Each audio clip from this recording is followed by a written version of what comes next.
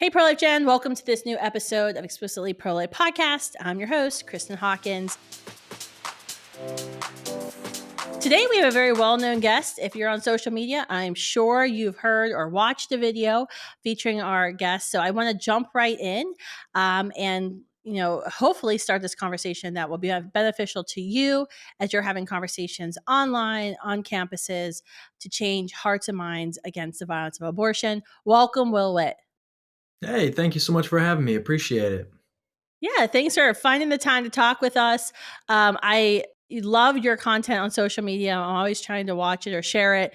But can you give a background for folks that maybe have never seen a video of you? Just tell us a little bit about your story and what made you pro-life and what you're up to. Yeah, it's kind of a large question. I'm now in Florida. I went to school in Colorado, and I was never pro-life. I was never Christian. I was never conservative until I went to college at CU Boulder, and I was in a sociology class, and my teacher in the class pointed at a black girl next to me and then pointed at me and said, "You are oppressing this girl because of the color of your skin." And this was like so weird for me to hear. It didn't seem like it made any sense because I didn't feel like I was oppressing this girl, and this girl next to me didn't feel like she was being oppressed by me. But this TA at this $50,000 a year university gets to come and tell me that I'm oppressing someone. It felt like that was how you create a victim culture in America. And so after that, I started getting very involved, looking into all sorts of different issues and conservative politics and eventually the pro-life issue. I found out about PragerU and decided to make a video for them on my campus where I interviewed women about the wage gap. And I sent it to PragerU. They loved the video. And long story short, they offered me a job. And so I dropped out of school after 2 years in Colorado, moved to Los Angeles, and started working for PragerU. And I did that for about 5 years, wrote two national best-selling books, spoke all across the world, did about 1 billion video views. And now I live in Florida. I started my own newspaper called the Florida Standard, which I run here out of Tampa with journalists all over the state covering basically all the Florida political and cultural issues that you can think of. Well, that's important right now. I know we have some primaries coming up very soon with your governor, and Hmm. so all eyes are on Florida a lot. Florida's in the news a lot. A lot of folks are always looking to what's happening here. So that's extremely important. I love to hear that and what you're doing here in Florida. I'm here in Florida right now, just speaking at the University of Florida. So I'm glad to be in good company here. But that's really interesting what you were saying about the professor telling you to your face, or the TA, sorry, that you were oppressing that girl who was sitting next to you in class. Were you, at that time, were you pro-choice? Yeah, I don't know if I was really pro-choice. I didn't really think about it all too much, but kind of like today, how you hear that it's a woman's rights issue, not really a human rights issue, is kind of the way that I thought about it. So I didn't really think Mm. of abortion in the sense of, oh, it's a living being inside of someone and they have rights too. I thought of it, if a woman wants to go and Hmm. do it, why not? It's up to them. I don't really care all too much. I'm not pro-choice or pro-life really. It's just kind of up to that woman to do it because I didn't really know the full implication and uh, Mm. gravitas of what it really was at the time. Yeah, I mean, I think what you just said is pretty resonant, that we hear that on campuses all the time, especially with young men when I ask them if they're pro-life or pro-choice or how do they feel about abortion. What what changed your mind? What challenged you to change your mind?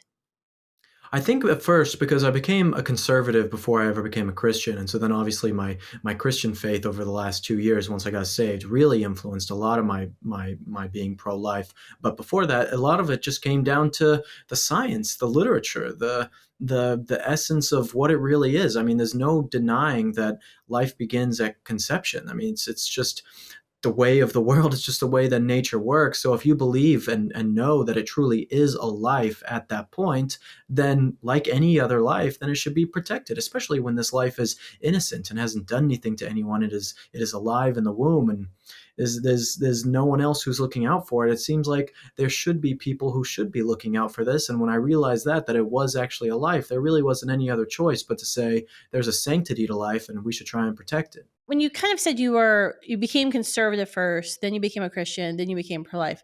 I was thinking about that because something we talk a lot about in the pro-life movement when we discuss changing minds is this evangelical kind of tactic of belong, believe, then behave, where, and it speaks to why, Students for Life groups or other conservative groups on campuses are so powerful versus like a one-time event, because they give a face to the movement, to whatever cause you're advocating for, and people will join that cause because they like the person, or they think the guy's cute who is tabling or whatever.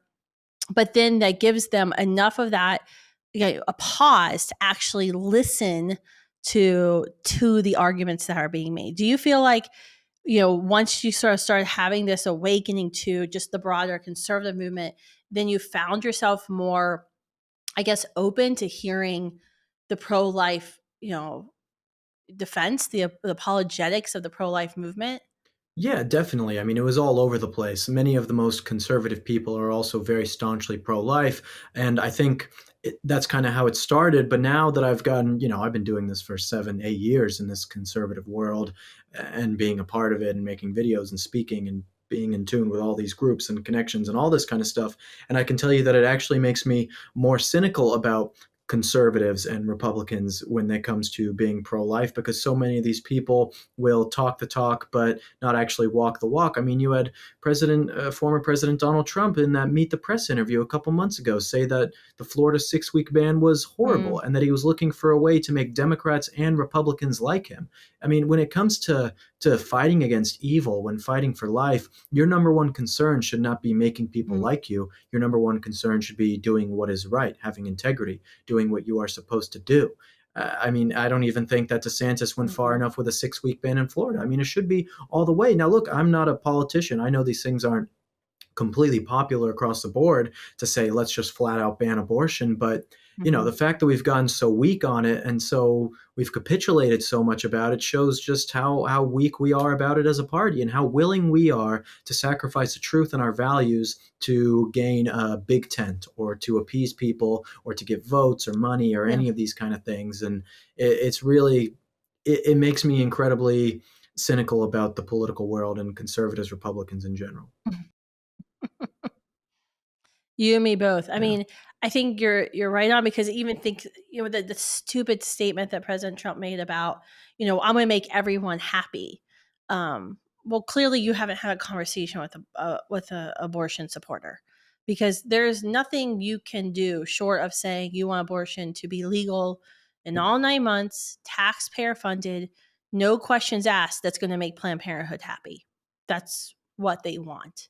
So if you find a pro-lifer that can be happy with what Planned Parenthood wants, they're obviously not pro-life, and it doesn't gain you any votes. Like, he took credit for being the person to reverse Roe, and now he's going to come out. He just said, I think on, what was it? It was like, was that Kareem whatever podcast recently, that he thinks Republicans need to be moderate on abortion. But I'm like, what pro-choice voter is going to look at Donald Trump and be like, oh yeah, he's a moderate on abortion, I support him now? Just gonna lose you Yeah. more Or votes. even if it did, let's say those people did come over. Let's say he got every single Democrat in Mhm. America to go and vote for him now, and he won the presidency and all these things.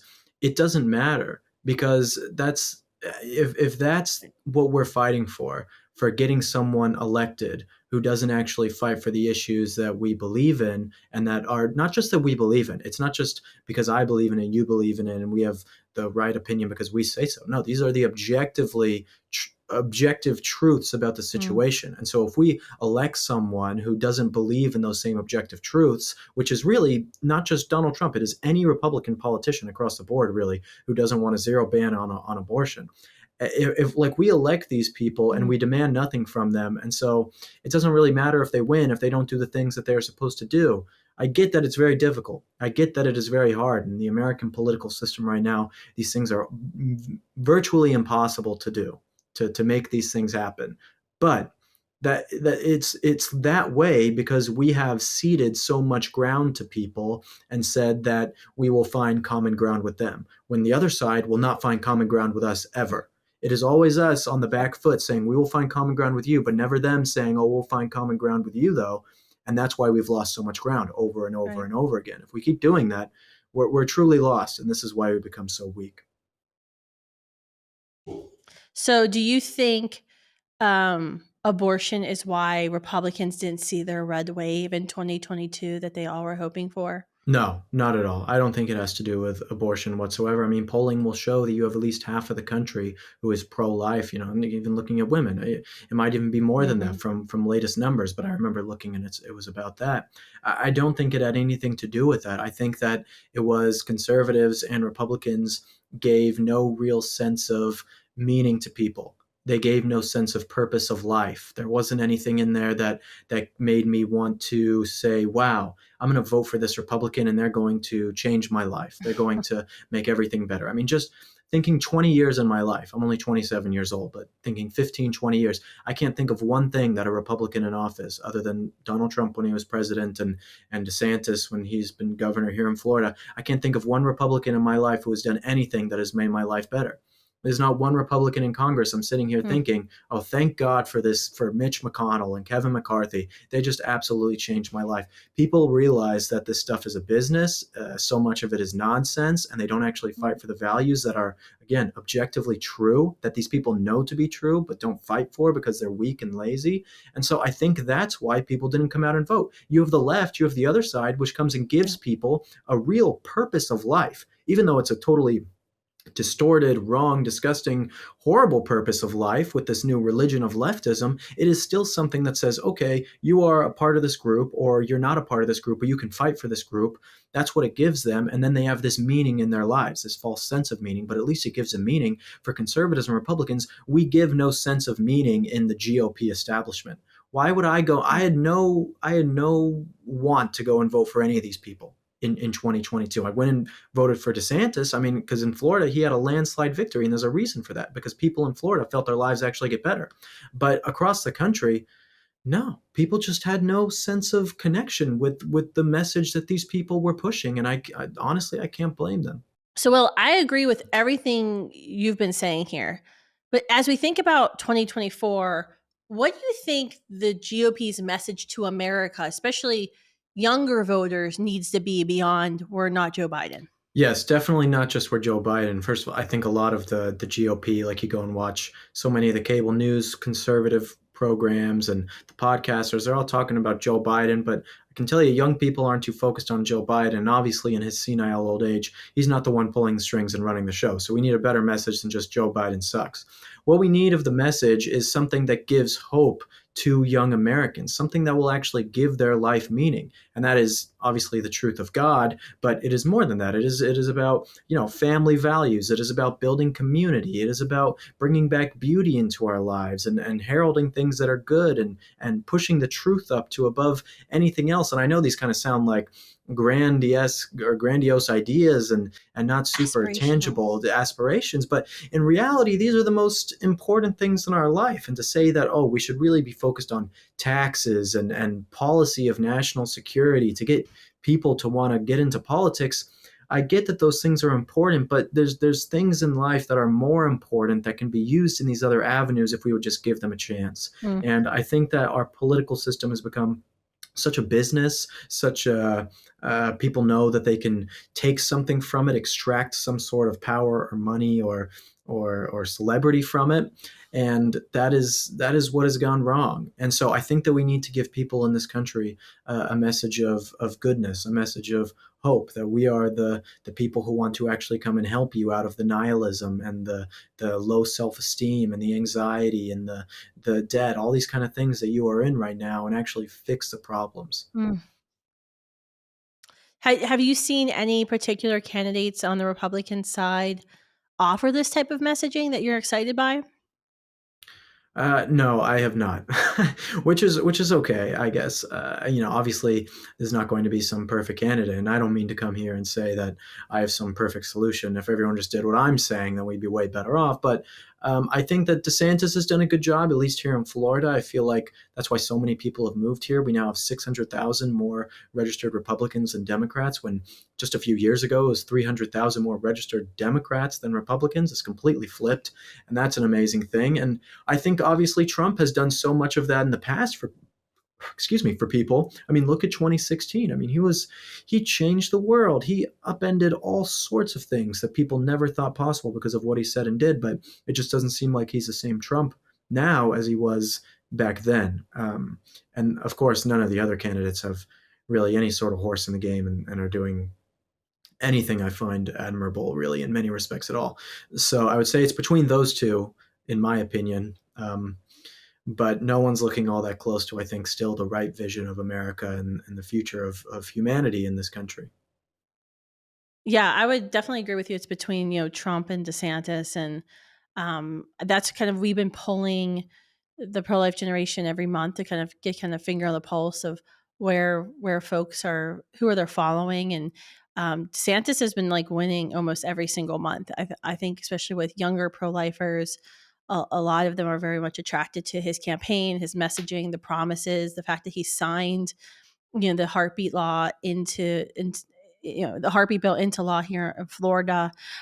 Question: so, do you have a bunch of women who are like dying in back alleys in Florida now that the heartbeat abortion prevention act's been enacted? Oh, it just happens. I mean, hundreds of women every single day. It's just terrible. It's just the worst thing ever. The What bodies are you are, going to do? yeah, Yeah, of course. they're Of course, these piling up. things don't. Yeah, of course, these things don't actually happen. It's all nonsense. It's all fear mongering.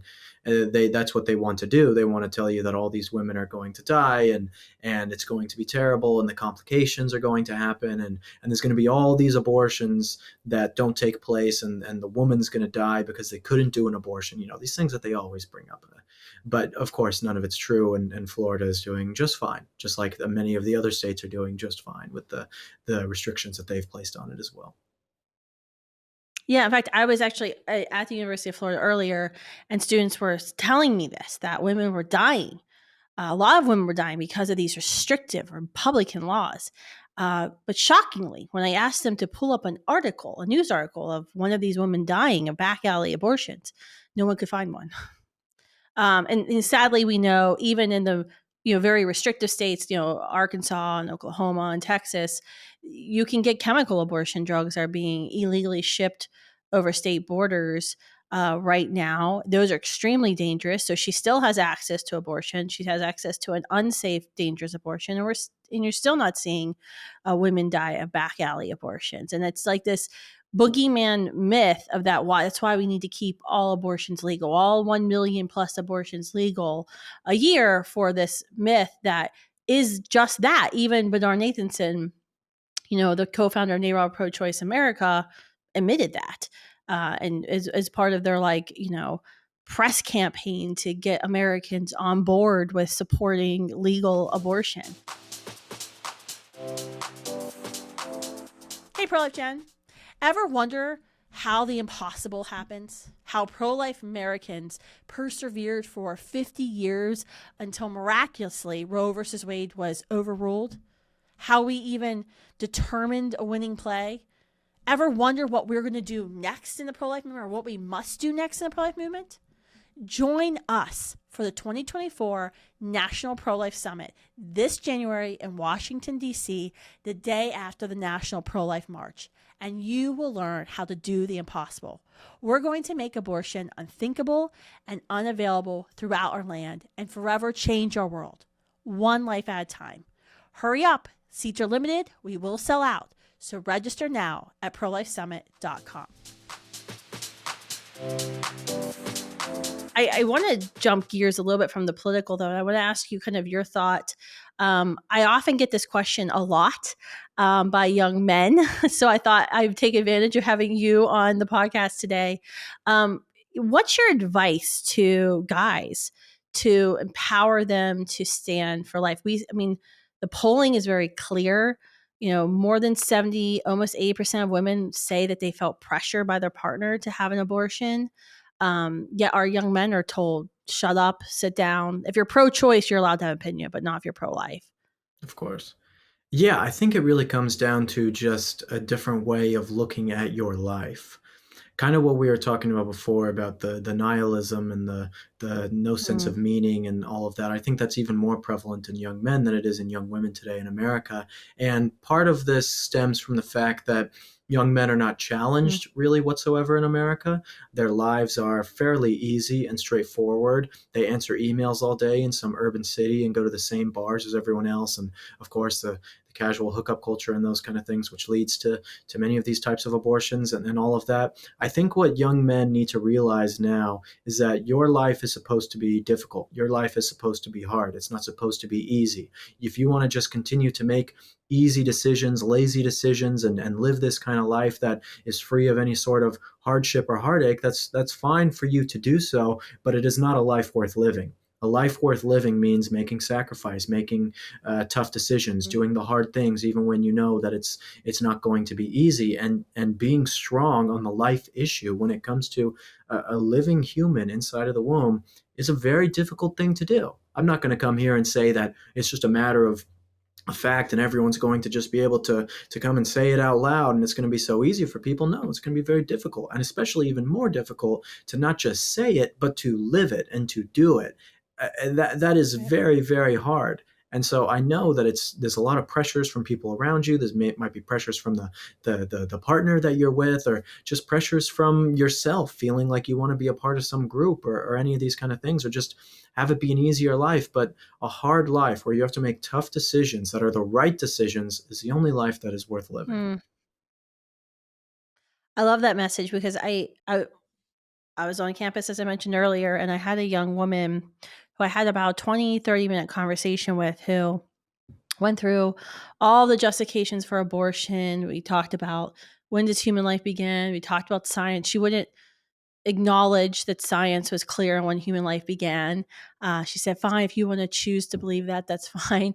But she actually got down to the thing that's unspoken. I find in the pro-abortion culture today, which is she finally said, "Yeah, fine, it's a life, it's living, it has value, but my life has more value, and I'm going to choose what's best for me." And I tried to nicely point out, I said, this is kind of selfish. Your attitude here. Do you feel that what you're saying is selfishness? That you're going to choose yourself over an innocent human who, by the way, didn't ask to be created.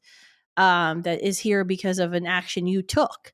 Um, and she was like, "Yeah, I'm good with calling it selfishness." And I said, "You have no moral qualms about promoting selfishness?" And she said, "No, absolutely none." Yeah, of course. I mean, this makes perfect sense to me. It's not surprising at all. I mean, I went and talked to, many people on campus about, many people on campus about the abortion issue, interviewing young women and talking to people, and they said very similar things to Mm. exactly what you're saying now. When you have a godless society and a society without any sense of real morality, then this is the of course track that it leads down to. There's no other way that it can go. I don't think that you're going to have people just spontaneously come and say, well, now I'm going to be a morally good person because of this and this and this. I think that society will go downhill if you do not set the precedence of how a society is supposed to act morally good and through God's law. And so as these people in the West and many of the leftists and atheists and these types of people have tried to replace God with this new religion of leftism, they have taken really morality out of the equation. Whereas biblical teaching teaches many of the, or I guess we say all of the moral goods of how we are supposed to act, what we are supposed to do. The religion of leftism and this new pro-abortion religion and climate change religion and trans religion, all of these have no sense of moral implication other than it is oppressor versus oppressed. And that is no way to justify the way that you are supposed to live your life and treat other people. It's very narcissistic. Yeah. No, it's very narcissistic. I At that point when she kind of finally said the quiet part out loud, I didn't really have much more to say to her because, you know, to a crowd of 75 students who are surrounding us hearing this conversation, she admitted to us all that she was going to choose abortion, because she was going to choose self above all others, and that yes, it was selfishness. And it's very hard with somebody who doesn't accept a Christian worldview or a biblical worldview, to convince them that selfishness is wrong. It's almost like, Beyond why even have the examples from human facade? history. Yeah, it's like, why even have the facade of going through? You said you talked to this woman for 30 minutes and going through Hmm. stats and Yep. science about it and all this. It's like, why even, if you're this lady who believes that you are this being above this other being, why even go through the nonsense of having the debate about the other things in the first place? Yeah, It doesn't really make because any they don't sense like to me. to It admit shows it.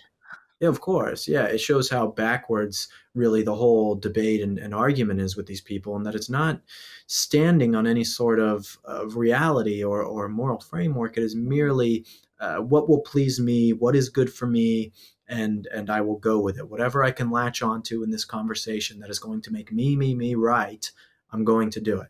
Mhm. How would you have answered? So, thinking about another conversation I had today, I had a young man, one of the last long conversations I had, who came up and said he was a Christian, but he didn't want to argue from a pro life standpoint. And he thought that it was fundamentally anti American for the pro life movement to oppose our religious beliefs on the rest of America when it comes to advocating for laws that prevent abortion. And it was really interesting. And he kept saying, "But I'm a Christian. I know abortion's wrong. I wouldn't participate in abortion, but I will never stand with you to fight for someone not to have the right to have an abortion." And I told him, I said, "Well, obviously." You're doing something wrong with the whole Christian thing, because I'm pretty darn sure Jesus calls us to speak up for the weak and the oppressed, those who are made in God's own image. But his he said his version of Christianity was different. Yeah. Um, Well, that and is then he called me not a Christian, but yeah, that's how these things usually go. You disagree with them and they call yeah. you that. I would say that this young man could probably still be a Christian. That's, it's not up to me to decide. It's up to God to decide where his faith truly lies. But I think that his whole argument about America is daft. I think that he's missing the point of what the founding fathers meant when they said, freedom of religion. You have the ability to have freedom of religion, but it doesn't mean that there's not a perfect law that we should live by. I mean, John Adams said that America is insufficient without a morally religious people. That's the whole Mm, point of it. Many of the founding fathers echoed beliefs that were very similar to this as well. If you look up in the founding documents, you will find no what is it, separation of church and state. It is not in there. There is no right. separation of church and state within there. And then if you are a true Christian, like if you are a real true Christian, true believer, and you believe that even biblically speaking, government is put there by God to do what it is supposed to do, then you believe that God's law is perfect. If God's law is perfect and abortion is evil according to God's law, then why would you not say that your government has the ability and the right and the duty to protect the unborn in that sense? It's like you hear all these arguments about, well, the government shouldn't be involved in this, the government shouldn't be involved in this, these like libertarian type of arguments. But really, a lot of libertarianism comes from atheism. Ayn Rand, who Atlas Shrugged, a great book, and all of this, but she was an atheist. In a lot of respects, a real, I guess you could say, Christian person. You don't even have to say conservative, but if you're a real Christian person, and you believe that God's law is truly perfect, then why would your government not legislate perfectly through God's law, or at least try their best to do so? It seems pretty clear to me, but I think that a lot of the problems about this has stemmed from the pulpit as well, from weak pastors, weak priests, and people who haven't really preached God's word in the way that it's supposed to. Amen. Amen. Well, I quizzed you on some of my crazy interactions today. Do you have one specific or a couple of interactions you've had on campuses where you've been doing these videos or where you've been having discussions and debates that stick out as like the craziest thing that's ever happened to you, or the most profound conversation you've had with someone? Yeah, I would say I've done some really crazy stuff on campus and had some horrible circumstances, all sorts of things. But sticking to the abortion topic, I would say that I did a video in Echo Park when I lived in Los Angeles, and I had a petition to save eagles, to save baby eagles. I said, baby eagle eggs are getting crushed. Will you? This was like Mhm. 5 years ago. I did this, so it's been a long time. So there might have been renditions done differently afterwards. But I said, we want to save baby eagles. Will you sign this petition? The baby eagle mothers are killing the babies. Will you sign a petition so that we can try and stop it? And help. And of course, all these people are like, "Yeah, I can't believe the eagles would do this, and they're all dying. It's so horrible." I said, "I know, it's terrible." Now we also have this other petition for saving babies, where the mothers are killing their babies, human babies. Would you sign this one as well? And then, of course, they're like, oh my goodness, they freak out and they get so mad at me and all of Yep. this. it, those kind of things just show you how shallow some people's beliefs are in the things that they come and say, which I think was the point of what I tried to do with all my videos, is to show how shallow the beliefs were, Mhm. and how easily they can be changed if you just have the right tactics and talking to with them. But it was always I got shocked constantly all the time, even after doing it for years and years. I still got shocked by all the things I heard. Yeah, I think the most shocking thing I heard today from the gentleman I mentioned to you was, at one point he began to argue that Jesus abided by the Jewish laws, and that the Jewish laws said that the fetus was like water or something. The child in the womb is like water. So therefore, Jesus, if he had impregnated a woman, he would be okay with abortion as long as he went to the rabbi. Hmm. It I was mean, it was I can't say I'm an expert on it was that quite kind of shocking. stuff. Yeah, yeah. I honestly don't know really anything about that kind of stuff when it comes to what he's saying right there. I didn't Maybe, know either, maybe, Will, but these are the crazy conversations. I was like, well, I, Jesus was never wrong. Jesus never sinned. He didn't impregnate any yeah, woman. So it was very fascinating because he was kept trying to reference the Jewish laws as justification, and I was like, well, I'm menstruating, so should I be across the street right now from you? Because technically, you should be shunning me too. And he was like, no. exactly. I was like, well, Yeah. that's one of the laws. Yeah. Oh, It you bring was up something that it was people don't really really interesting. know. You bring up something that people don't really know, and a means to obfuscate the situation, confuse them, make them seem like they don't know what they're talking about. The amount of people who I had that with, who would bring up some totally strange tangent about something just like unrelated to get out of the topic that we were really discussing, showing that they were wrong, is, I mean, it happened like every time I Mhm. went out and shot a video. It's Yeah. just a Yeah, I mean, tactic there's no to not lose. justification. Right. There's no justification for the violence of abortion, especially Right. when you know it's an independent, whole, unique, self-directed human being. We've all seen images of the ultrasound, and so it's, for example, that girl who eventually said the quiet part out loud. She went through all these different things about justifications for abortion, and I would answer every single point. And then you tell she finally got so frustrated, she finally just said it.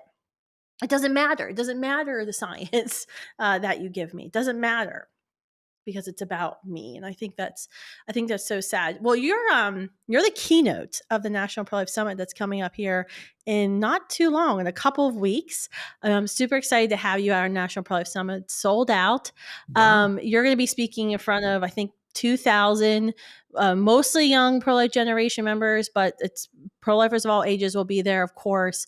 Can we get a little sneak peek at all of what your message is going to be, or what message you want to give to the pro life generation as we head into 2024 in this post Roe era?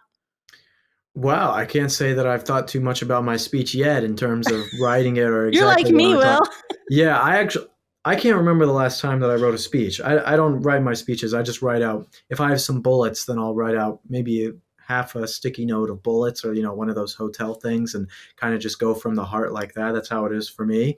So I guess we'll have to see what it comes down to, and what I feel during the day, what's most important. But again, I think it really comes down to, like you talked about that whole conversation that you just had with that woman. At the end of the day, even after you had all the facts right and everything, she still had this very selfish, narcissistic attitude about her, because that's where she derived a sense of purpose for her life from, this sense of selfishness. Instead of viewing Jesus as my savior, oh no, I am my own savior. And so what I want to do in my speech, and with everything I do really, is to tell people about the truth of God and give meaning into their lives, and show that there is a different way than what has been professed by the people who are apparently the experts and the societal heroes and paragons of this new leftist worldly virtue. How can I take people away from that, and lead them to the good, lead them to truth? And so I think that's what I'll be Well, I focusing think on. I know that's a good keynote right there, because I think thank you. anyone who's had conversations recently with young people about abortion, that's going to resonate with them, because Yeah. this selfishness, this willingness to acknowledge the selfishness of the abortion decision. I've never seen it. I mean, I've been doing this for 18 years with Students for Life. I've never seen it so just out there, readily Hmm. talked about. Yeah. They go on social media and they post a picture of themselves half naked, and now it's like I'm the center of attention getting all these likes and all this. Why would I not be the most important thing in the universe when it comes to killing something living inside of me or living inside of someone else? Like, why would it not be that way? So if we have a culture that grants people privileges for committing evil and heralds them, Joshua 12:1, why does the way of the wicked prosper? If we have a culture that does that for people, then why would we expect these young people not to act that way? So it's almost like I feel a lot of sympathy for them. I feel very terrible for these young people that they feel this way, because I know that in their real heart of hearts that is not the truth that they know, but they have been pushed into this mindset of selfishness and avarice and nihilism that has made them this way. So anything I can do to help persuade people away from that and help them get the tools and courage to persuade others is what I will focus on for sure. That's awesome. I can't wait to listen to it. I'll be backstage listening. If you haven't signed up for the Pro Life Summit, you can go to prolifesummit.org. And if there are any tickets, sometimes people drop tickets at the last moment. I keep going there every day, but you'll be able to sign up to watch it live, and you'll hear Will's keynote live online at prolifesummit.org. Will, how can folks get in touch with you and follow what you're doing now? You can follow me on social media at the Will Witt, and you can check out my latest book called Do Not Comply. Just came out a little while ago, and get it anywhere books are sold. Awesome. Do not comply at the Will Wit. Thank you, Will, for your time today. I really appreciate you coming on and giving us an hour of your time. Thank you all for tuning in to this episode of Explicitly Pro Life. We'll be back soon.